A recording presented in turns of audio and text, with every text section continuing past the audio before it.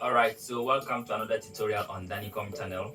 Um, if you want to actually make your screen two whilst you are working, let's look at how to do that.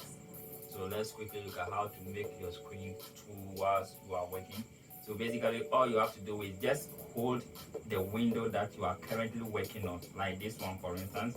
You hold it like this and then drag it to one corner of the window screen and then you leave it. So you can see we have one window here, and then you can actually open another let's say window, and then also hold at the edge here at the top, drag it to the other side like this, and you have two screens currently open up for you.